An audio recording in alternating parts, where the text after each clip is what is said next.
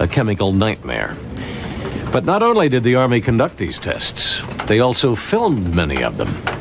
Investigative Reports has obtained much of that film, along with interviews with some of the men who paid the awful consequences. Bad Trip to Edgewood is a story of how the American Army targeted its own people before our Cold War enemy could.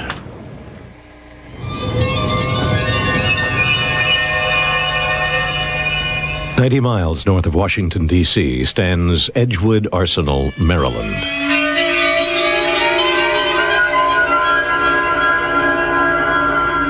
Since World War I, it's been the center of the U.S. Army's research into chemical warfare. Within its laboratories, bizarre experiments take place. By giving a cat LSD, Edgewood Arsenal scientists can turn nature upside down.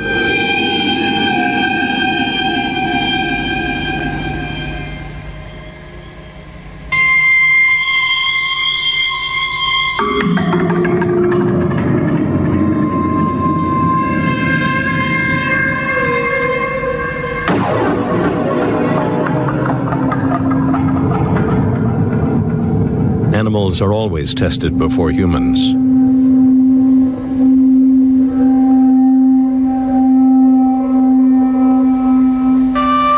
Army scientists want to learn about the dose levels of nerve agents and chemical compounds, what will incapacitate and what will be lethal in an attack, and how American troops can defend themselves under attack.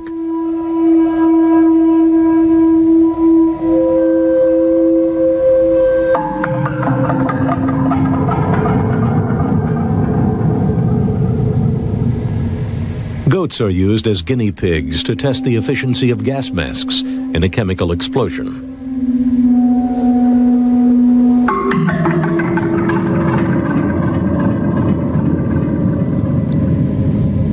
But experiments are not always confined to animals.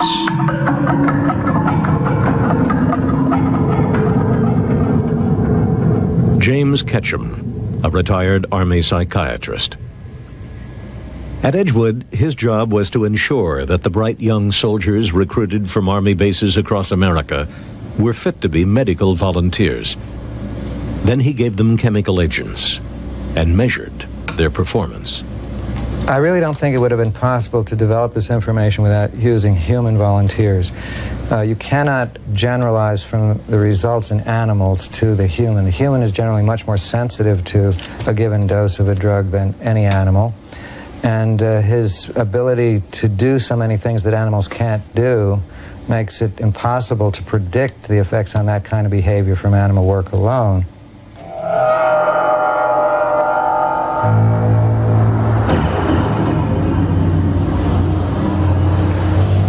They came around one day and called a formation, everybody get in a group. And they started asking about who would like to go to Maryland to test new gas masks, over-the-counter cough medicine stuff. And I was thinking about it, and I had been doing a lot of guard duty and KP duty, That was really sickening. Well, when they said 3-day pass every weekend, no guard duty, no KP, and all you had to do with this, I just snatched my hand in the air and volunteered, From my understanding of their presentation, I would be testing riot control gear, stuff like tear gas, riot control gases, and equipment. And I had no idea that what actually happened to me would have been done to me while there. Some guys stuck their head in a sealed, like a cubicle thing, and they sprayed gas in their face. Some guys was operating tanks and stuff, and they sprayed it a cloud. They had to drive through the things.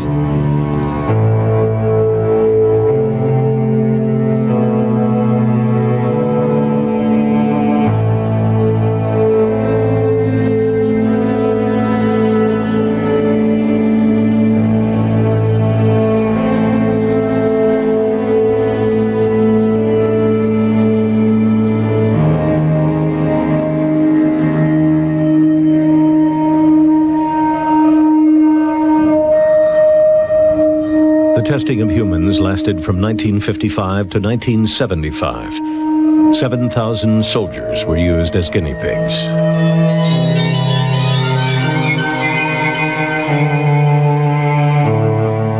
Half were tested with psychochemicals, mind-altering drugs like atropine, scopolamine, and BZ. But the GIs were never told what kind of drugs they were being given or what effects they would have. When they told me they was going to give me this injection, I questioned it. What is this for? You know? Well, I said, what's in that? What's in that? I want to know what you're giving me.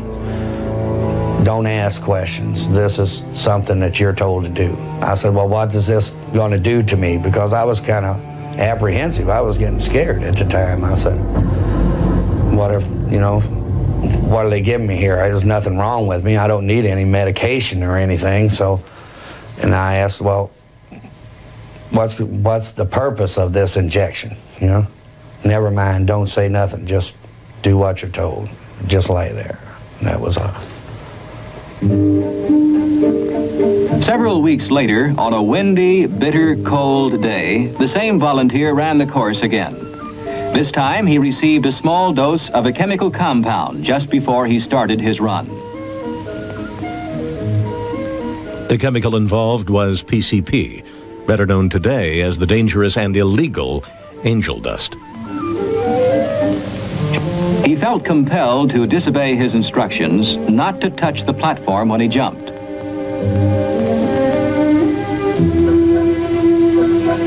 Although his vision was not impaired, he found it difficult to focus his attention on the next objective. His physical actions were noticeably slower.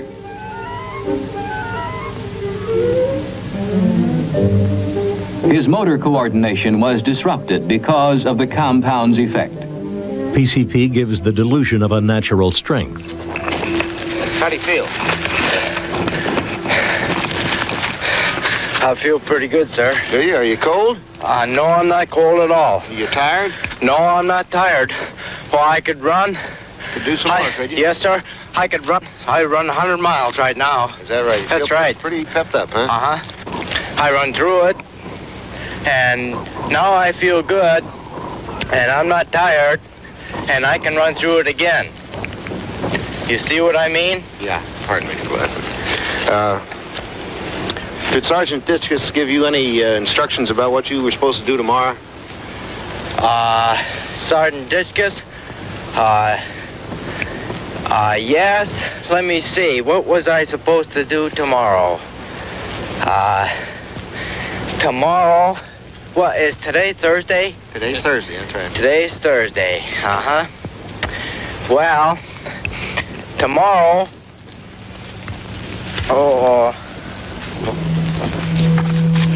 Wait a minute here. You lost some buttons there. I lost some buttons. Soon the Army decides to test the soldiers with other stronger drugs, including LSD. That when investigative reports returns here on A&E.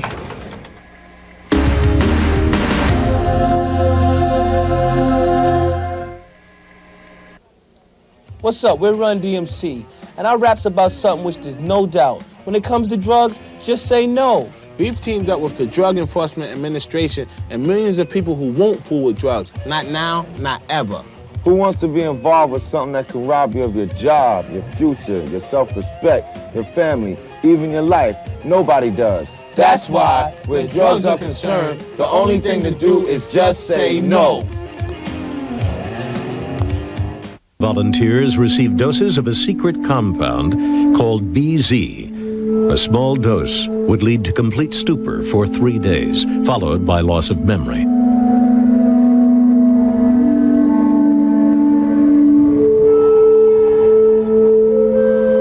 The Army wanted to see how quickly different doses could incapacitate their fittest and most intelligent soldiers.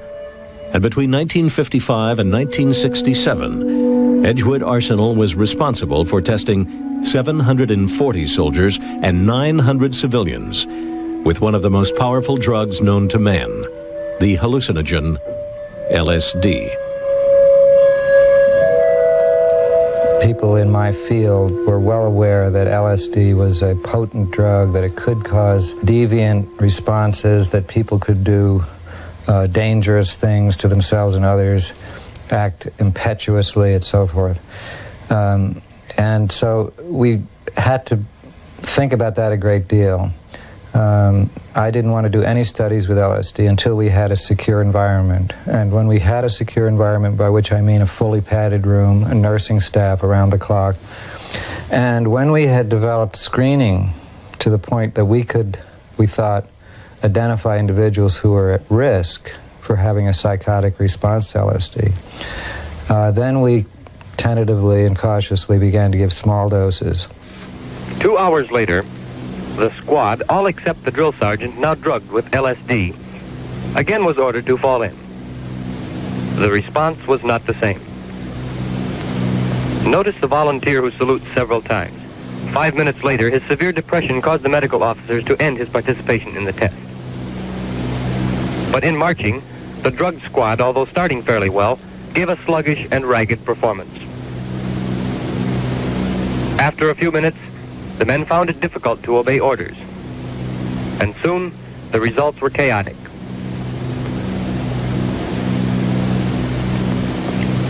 There was much laughter as the group attempted to give expression to inner emotions. This elation was group supported, and an individual who was separated from the group would show severe disturbance.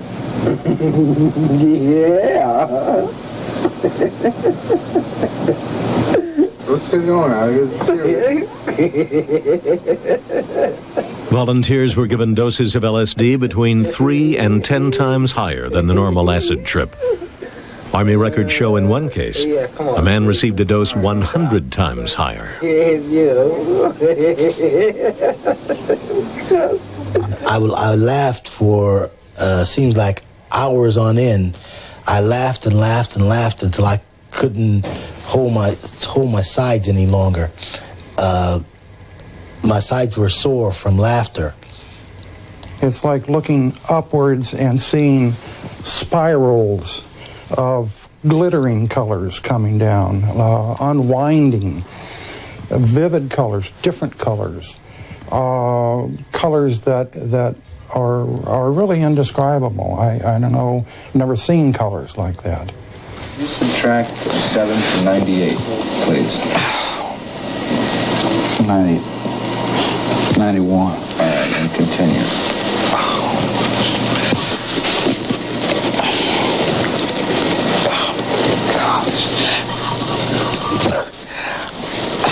What would come next?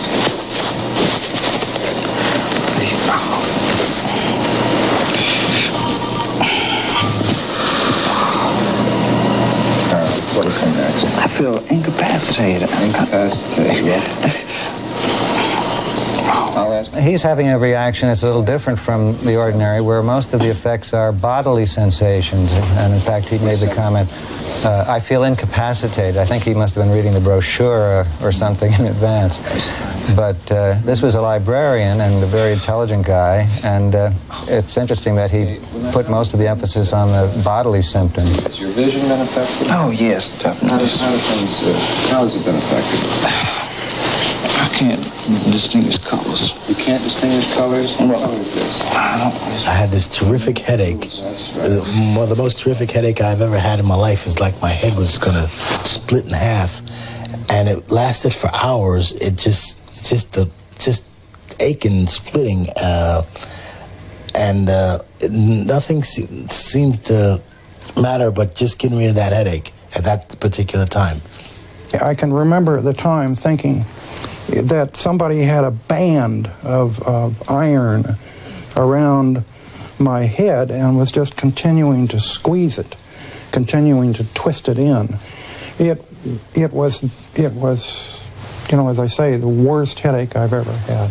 We started to have hysteria because of the fly on the wall. Well, he started to be gigantic, and it scared me, actually, to where you didn't know what to do. He was frightened of it.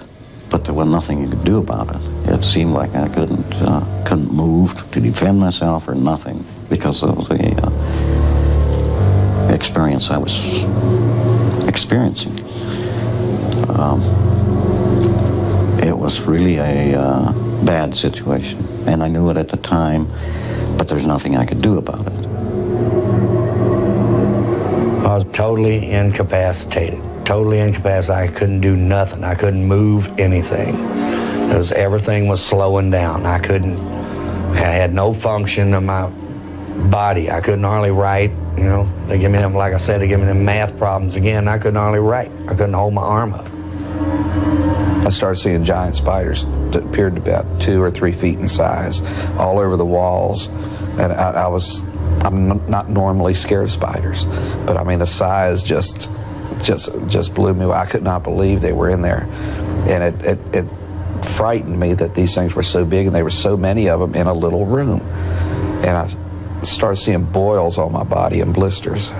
And then they hooked up a electrocephalogram and had all the little wires in my head with the little clay and whatever. And they were measuring and they were asking. I was laying in this totally dark room on this bed with this strobe light over my head in a dark room, and this machine, I could hear this machine just grinding and running.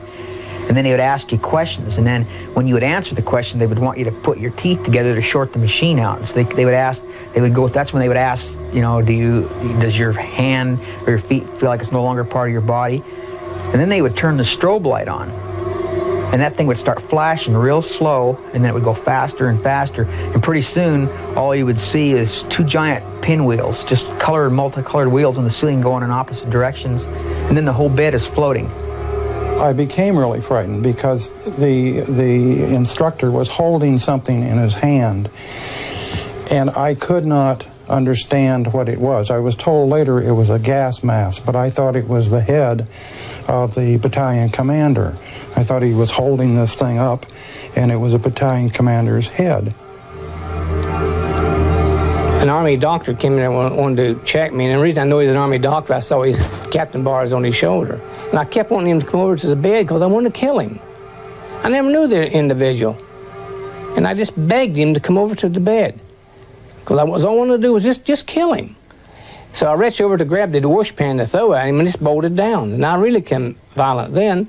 And I couldn't get the washpan to move, and I couldn't get the nightstand to move. Everything was bolted down. Do you know Reaper! Do you know what day it is today, Cap? Yeah. What?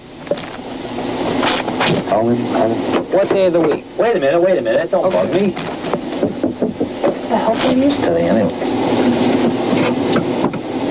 I feel like I'm going back so far, so many faces, and the root cause, what day is it?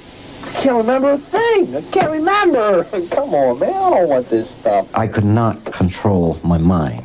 I could not think on anything. My mind was just like being out of my head. And I didn't have a mind.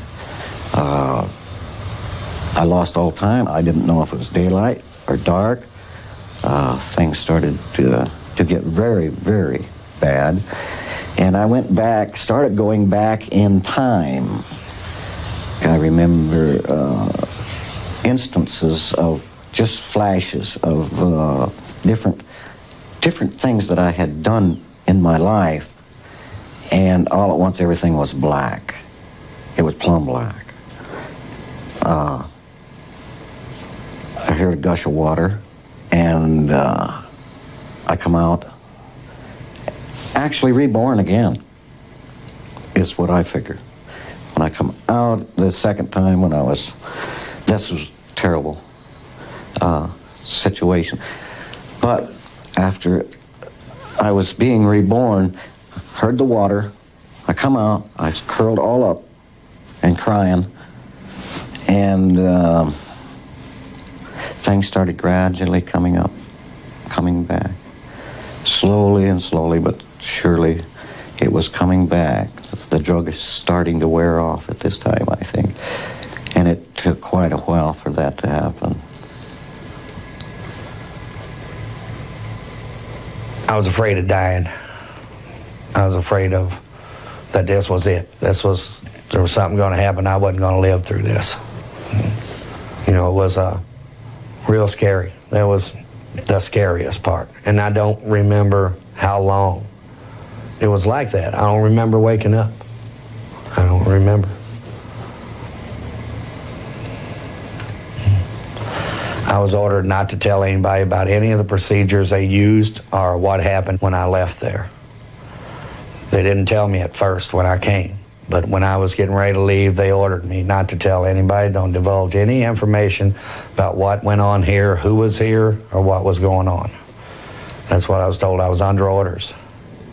We didn't. We couldn't speak about it. We couldn't tell a doctor. We was told not to tell anyone, not to explain anything to anyone at the time. So we didn't, you know. The volunteers kept their secrets. They left the Army's testing centers with no warning about the after effects of the drugs and compounds they received.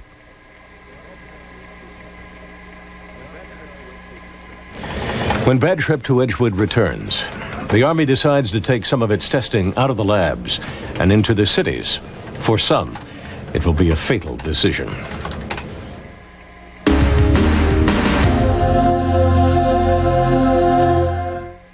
Hey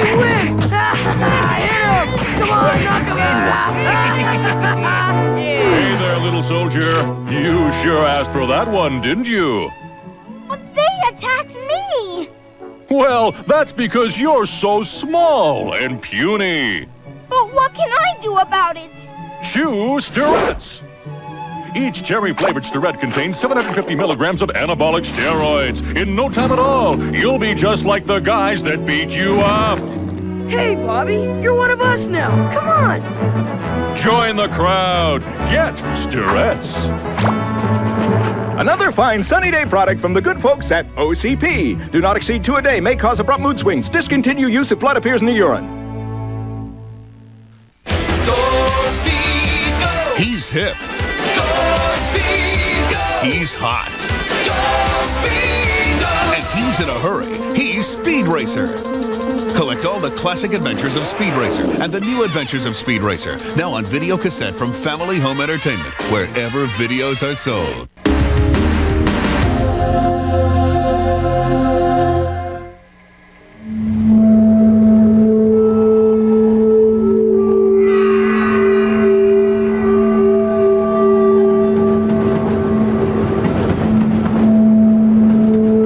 February 1956.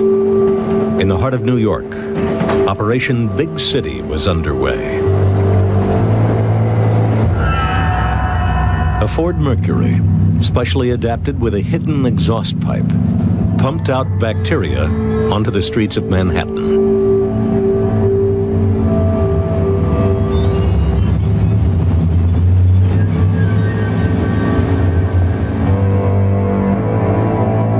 Undercover agents entered the city's subway system, their cases equipped with tiny motors, which covertly dispersed the bacteria Bacillus globuli.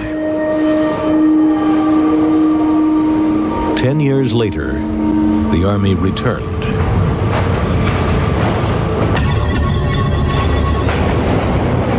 Light bulbs filled with bacteria were dropped in front of trains and down ventilation shafts to test how far the bacteria would spread through the subway system.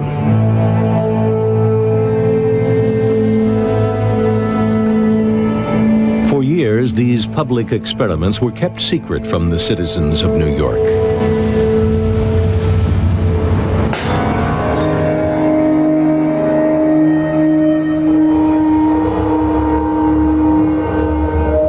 The Army faithfully filmed its own experiments.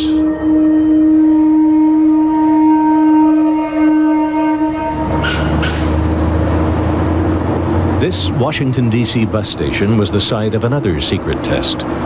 30 similar trials were conducted at public locations all across America. One of the earliest experiments had fatal consequences. In 1951, the Army sprayed the bacteria Serratia marcescens over San Francisco. 11 hospital patients developed a mysterious infection, and within days, Edward Nevin died from an illness caused by the same bacteria.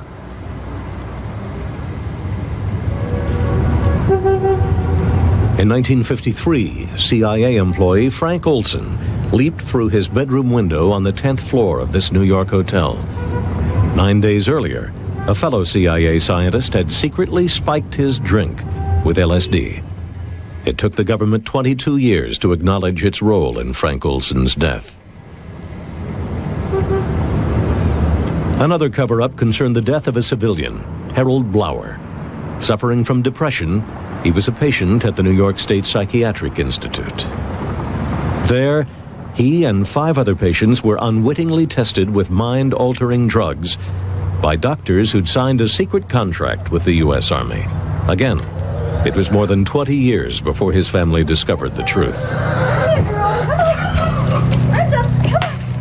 In 1975, I was living in California with my 2 children, and there was a knock on the door, and 2 people in uniform were at the door.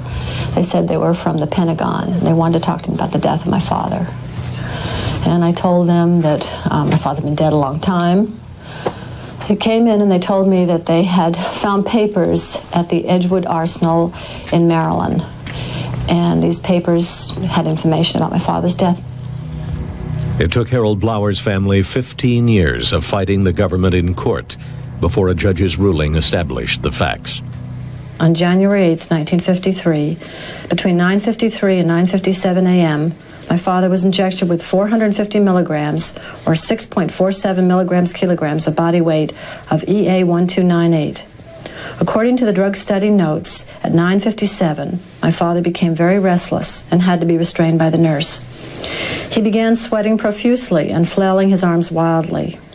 At 10:01, he pulled up in bed, his body stiffened, his teeth clenched, and he began frothing at the mouth. Similar reactions continued for over an hour. My father was still talking and moving his legs randomly at 11:05.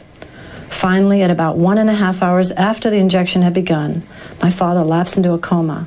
He was pronounced dead at 12:15 p.m.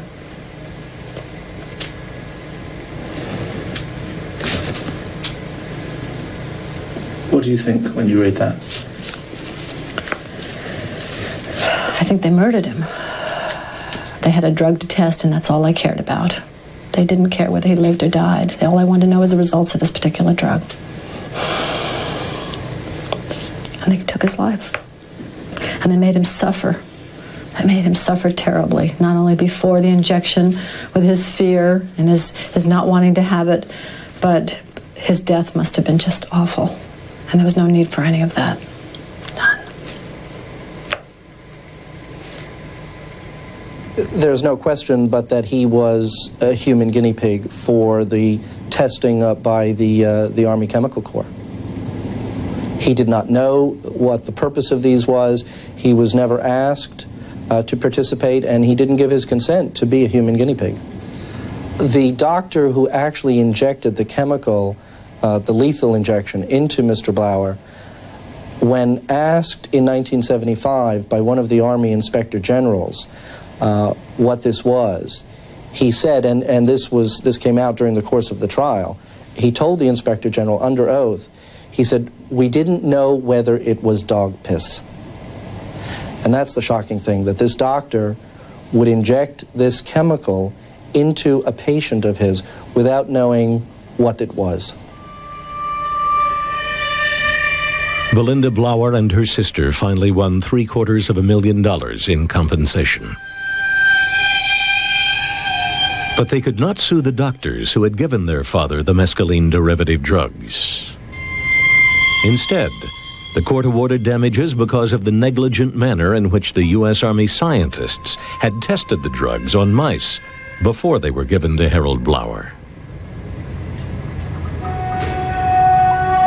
As a result of the Olson and Blower scandals, the U.S. Congress now focused on the stories emerging from Edgewood Arsenal. One of the first to testify was Bill Jordan. O'clock in the morning, something like that. We were given about 150 micrograms of LSD-25 in distilled water. And within a period of about 20 minutes, the effects began to take place, principally initially nausea, vertigo, and then spatial disorientation and complete disintegration of everything around us. The 1975 hearings led Congress to tighten the regulations governing human testing during medical research. I think when the concern was raised and problems seen with the testing program, that while it tried to look at the greater good, clearly did not do what many felt, and I agree, was the right thing for the individual, restrictions were put in place. I think individuals were used as test subjects without being fully aware of what they were doing, what they were being given.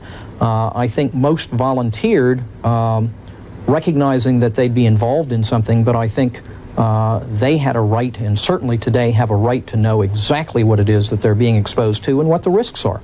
And that's what we try to provide. Congress now will focus its investigation on what happened to the volunteers at Edgewood when Investigative Reports returns here on A&E.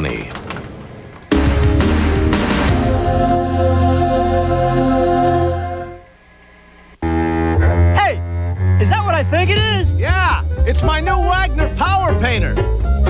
Term physical risk. The surveys had given the Edgewood tests a clean bill of health. But the Army's own study revealed one disturbing and forgotten statistic. 24% of the volunteers re-examined had reported long-term adverse effects. Not physical, but psychological.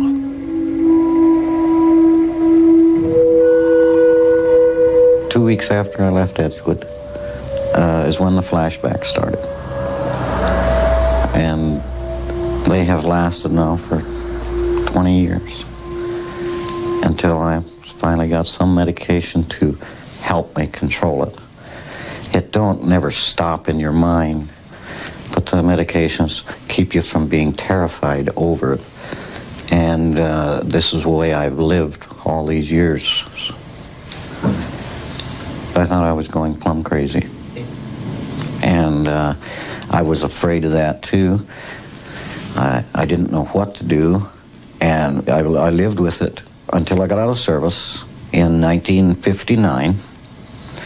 I came home and tried to work. I could not hold work, could not hold a job. My mind just wouldn't function. One day in particular, there in my unit, I had went to the arms room where we kept our weapons, withdrew my .45 caliber pistol, went into the barracks, totally disassembled it, and was having a class, beautiful class. Except I was the only one there. The battalion executive officer walked in and wanted to know what was going on, and I told him I was giving a class.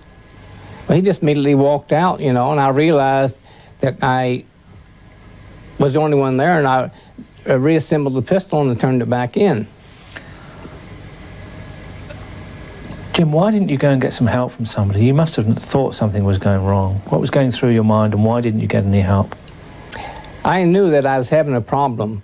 But in those days, in the early 50s, if I would have went to the Army doctors and said, Doc, I have a problem. I go places, but I can't get there. I see things that isn't there. I do things that's out of the ordinary for a human being. What is my problem? He would have said, you're crazy. You have a psycho problem. We don't need psycho problems in the Army. Goodbye. Then I would have been out the door with a wife and 5 or 6 children with no place to go. So I hid my problem. I cried in my own corner.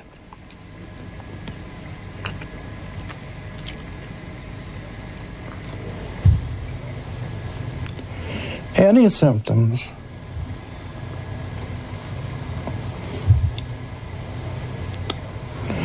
for fear that I really was losing it.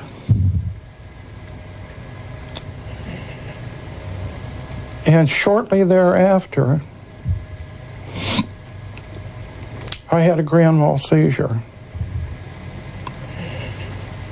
And for the next 30 years, I was an epileptic. And I had grand mal and petit mal and psychomotor seizures.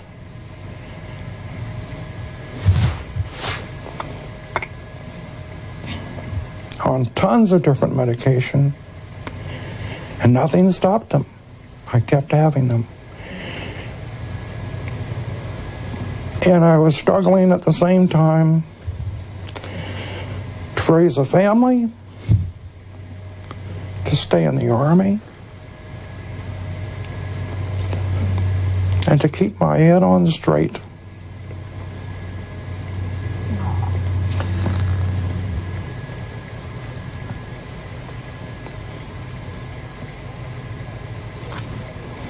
Oh, I think probably more of them would have volunteered if they knew what was going to happen to them. A lot of them regarded this experience as a very interesting adventure. And in fact, we had a number of them volunteer to repeat the experience. We did do some studies where we gave the same drug on 2 occasions, say separated by a couple of weeks, or 2 different drugs. Some individuals received BZ once and then maybe a couple of weeks later might get a dose of LSD. I've had diabetes, nervous breakdown,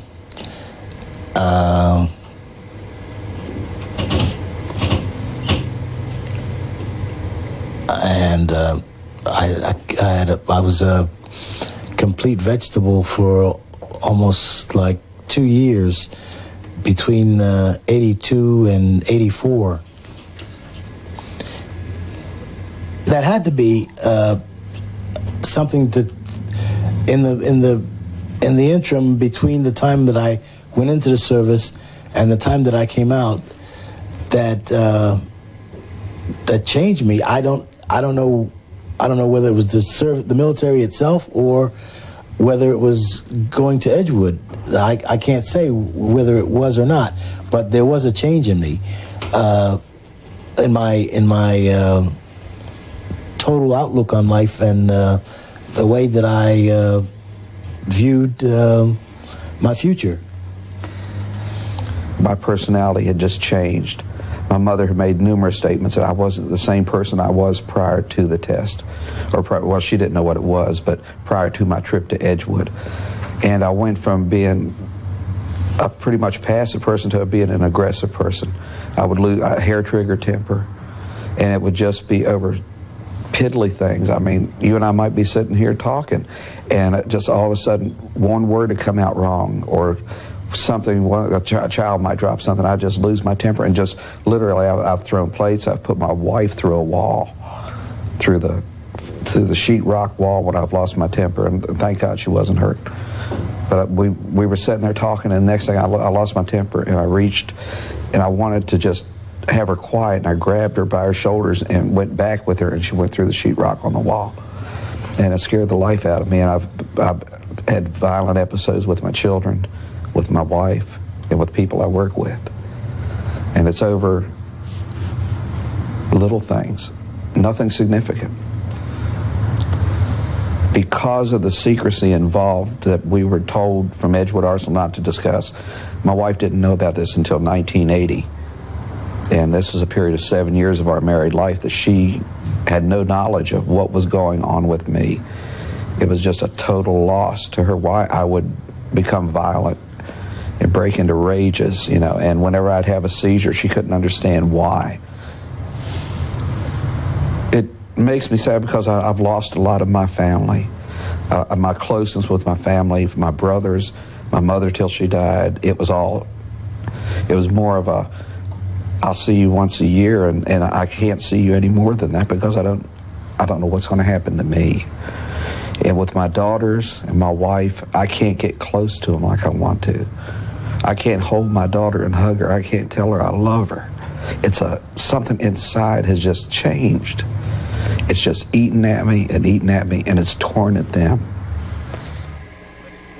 Next, the medical volunteers of Edgewood state their most bitter feeling.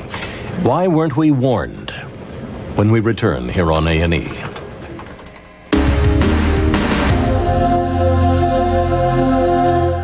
Be it endless fascination with the Bible or chilling tales of Gothic horror, man has been compelled by the wonders of the unknown since the beginning of time. From the possible existence of Bigfoot to the grip of a mummy's curse, these are the stories that myths and legends are made of. Uncover the truth behind ancient mysteries. Next on A&E, it's time well spent.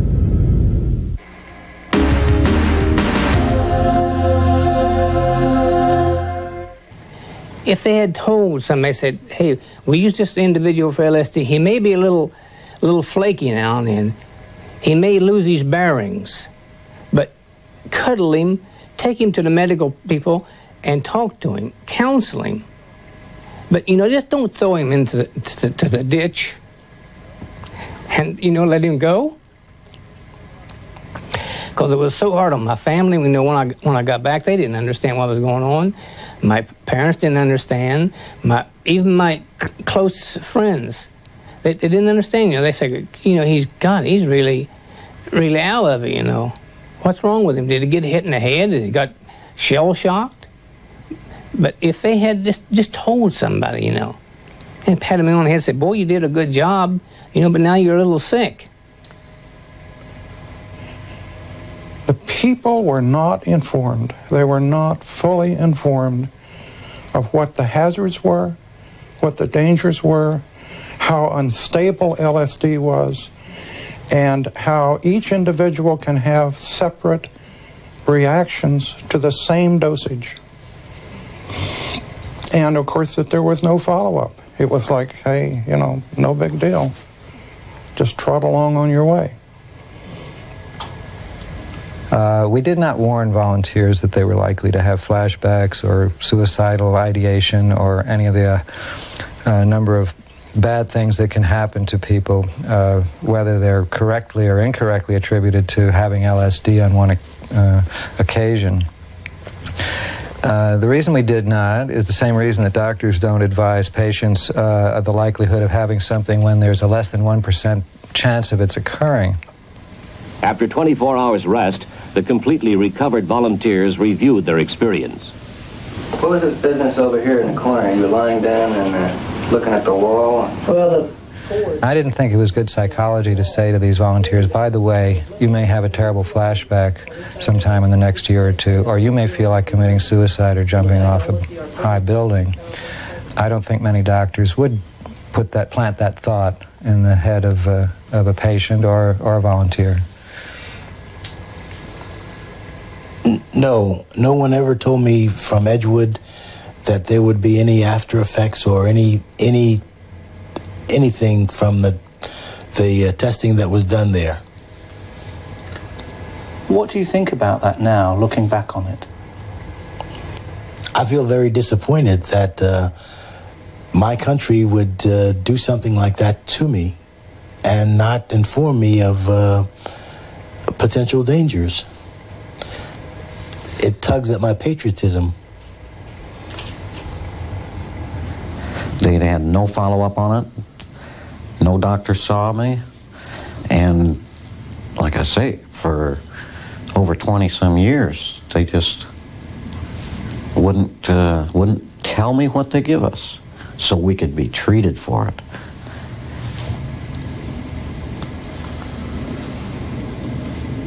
I had to sue the government to find out what drugs they give me. And when I got into the lawsuit, they finally admitted that they did give me an overdose of LSD. But Calvin Sweet received no damages because the government has immunity from being sued by its own servicemen. James Stanley also sought damages and lost. Dissenting Supreme Court judges compared the Edgewood tests to the Nazi experiments of World War II. I never did receive any apology from any government official, in either by word of mouth, by telephone, or by written letter. Nothing. They didn't say, thank you, Jim Stanley, you did a good job, you poor stupid individual, we used you, now we're finished with you. They didn't thank me at all. Not one thank you. Even an old shoe, when you throw it aside, you say, God, you was a good old shoe, I hate to throw you away. But not Jim Stanley, not the rest of the individuals that took that test. They didn't say thank you at all. James Stanley was once the youngest Master Sergeant in the U.S. Army. He has spent the last 4 years fighting to have a private compensation bill approved by Congress. It has passed the House, and if okayed by the Senate, most likely many more human guinea pigs will come forward to claim damages for their long nightmare on their bad trip to Edgewood.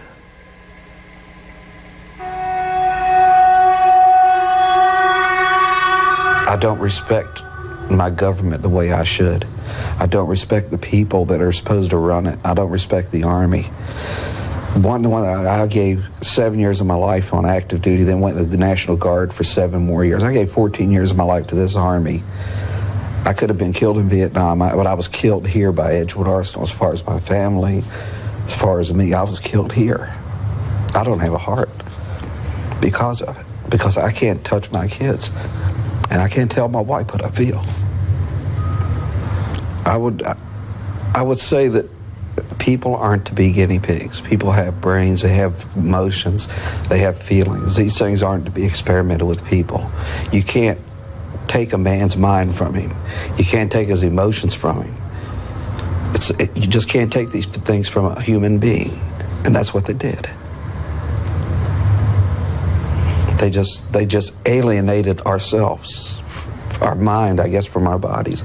They wanted to control our minds or see what they could do to our minds, and then just left us. And most of us that I've seen are shells of what we were. We want to be what we were, not what we are. Edgewood was not the first time the American military tested the effects of chemicals on its own men. In World War II, 60,000 soldiers were secretly given various exposures to mustard gas, a blister-producing gas. This secret testing was conducted in order to develop better protective clothing, masks, and skin ointments. It's now been determined that 4,000 of those men received what's called significant exposure to the gas. In just the past year, nearly 50 years later, the U.S. government finally agreed to compensate those 4,000 former servicemen. With that in mind, it could be a very long time before the last chapter is written in a bad trip to Edgewood. I'm Bill Curtis. Join us next time for another edition of Investigative Reports here on A&E.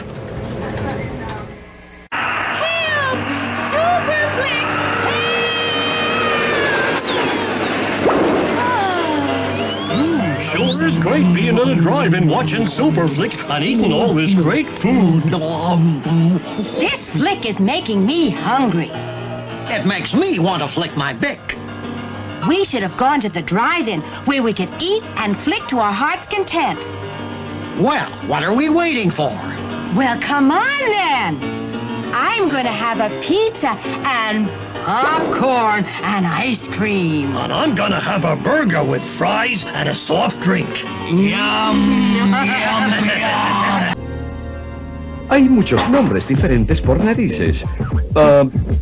Narizota, hocico, narizón, factoría mocarro, pero cualquier clase que tengas o como la llames.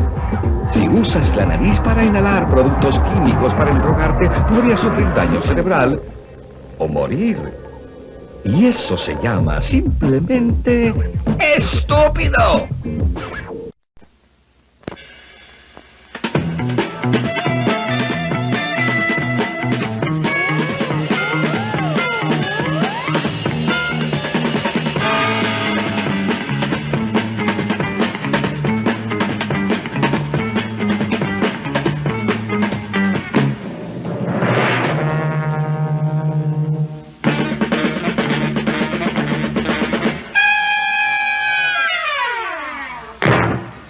Only a bit better than the white slave trade.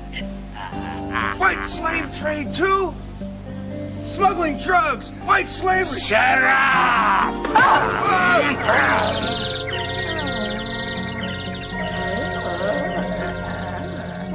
You jerk, you hit Masami. Are you okay? Are you alright? Don't you want to see my greatest accomplishment? It was bad enough to discover that my father was a drug smuggler, but even worse, I found out he smoked cheap, smelly cigars. This, my boy, is what we are doing in a lousy fish market. Collecting fish oils to be used in the production of Antitraumaton.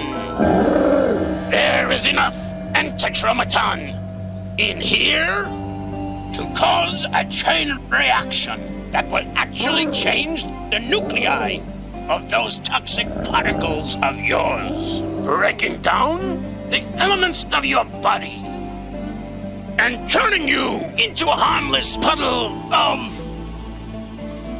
well, we don't quite know yet, do we?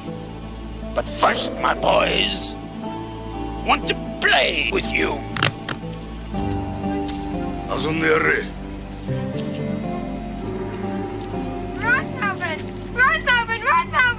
Don't worry, I can handle this. All right, guys, Banzai! 盆栽のご注文はこちらでしょうか。どうぞ。どうも失礼します。Banzai!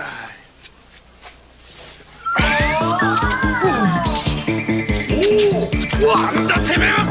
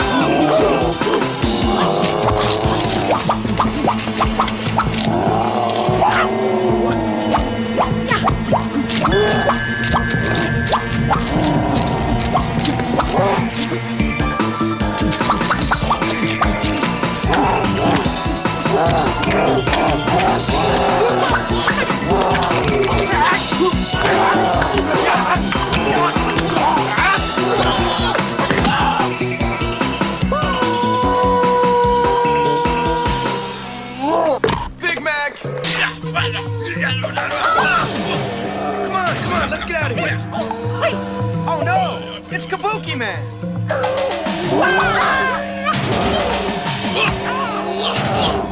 I'll be right back.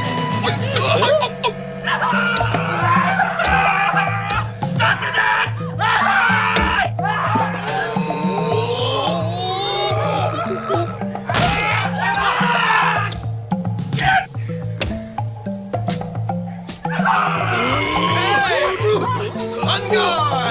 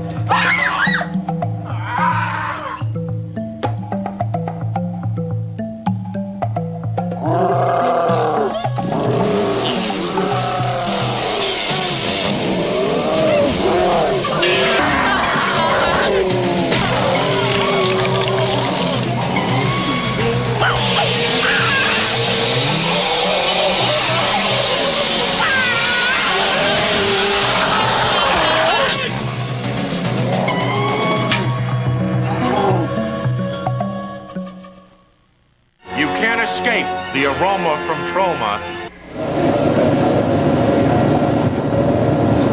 Filmed on 3 continents, Walter Cronkite takes us on an incredible evolutionary journey.